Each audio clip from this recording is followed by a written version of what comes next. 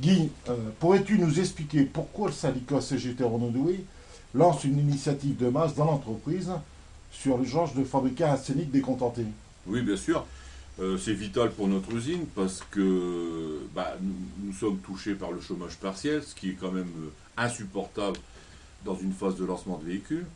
Donc cette initiative n'est pas nouvelle parce que dès l'abandon par la direction du projet J96, nous avions engagé déjà à l'époque le scénic décontenté dans le cadre justement de renforcer notre gamme, chose qui n'avait pas été acceptée par le groupe. Aujourd'hui, on relance l'opération parce que, avec ce qui se passe globalement dans le groupe, si on n'obtient pas un véhicule qui nous permette d'éradiquer le chômage, je pense qu'on va s'affronter à des difficultés très très lourdes. Donc vous lancez la proposition du scénic décontenté. Le lien, c'est bien sûr stopper le chômage dans l'entreprise. Mais en même temps, est-ce qu'il y aura des conséquences positives pour les sous-traitants équipementiers dans notre région, qui souffrent aussi de délocalisation? Tout à fait. D'abord, c'est les équipementiers qui ont commencé à essuyer les plates en termes de délocalisation et d'externalisation. Si on obtient forcément un nouveau véhicule à fabriquer, et attrayant en termes de volume, parce que c'est aussi le volume qui fera que l'activité sera intéressante, automatiquement les équipementiers vont bénéficier de ce véhicule parce qu'il faudra produire les pièces qui seront directement impactées avec ce véhicule. Et donc toute la région et plus globalement équipementiers et sous-traitants seront forcément bénéficiaires de cette activité. Donc, vous avez lancé cette proposition au niveau des salariés dans le débat. Des cartes pétitions vont être signées, sûrement. Mais les cartes pétitions, ils sont déposées où par la suite? Alors bon, la carte pétition, bien entendu, elle est primordiale parce que lancer une initiative sans impliquer les travailleurs, c'est pas cohérent, hein, donc c'est à quoi on s'attache.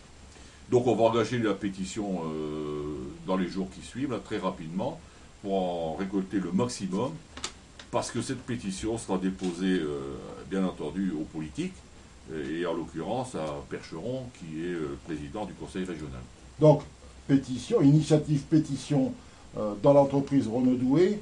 Mais est-ce que votre initiative doit avoir une dimension régionale et sera-t-elle débattue lors du meeting des métallos le 10 février à Saint-Lénobe, où plus de 500 métallos vont se retrouver? Alors c'est prévu également, hein, c'est ce qu'on portera nous justement dans le cadre de ce meeting, parce qu'aujourd'hui la mono-industrie que représente l'automobile dans le bassin, elle fait vivre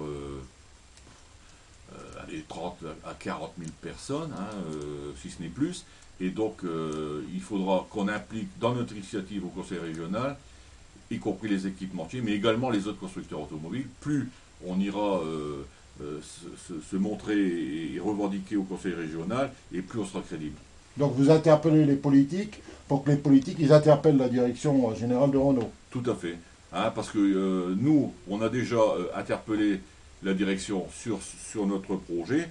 Hein, bon, elle n'a pas rechigné, sauf que si on a un appui politique dans la période, ça n'en sera que mieux, quoi. Parce que bon, Carlos Ghosn, on sait très bien que il ambitionne surtout maintenant, c'est d'envoyer les productions dans les pays low cost, et c'est justement ce que nous, on veut éviter. Puis vous profitez de l'occasion des élections du conseil régional pour appuyer d'une manière encore plus forte. Bon, c'est de bonne guerre, hein. En même temps, on verra les politiques s'ils sont vraiment en phase avec le monde du travail. D'accord, merci Guy.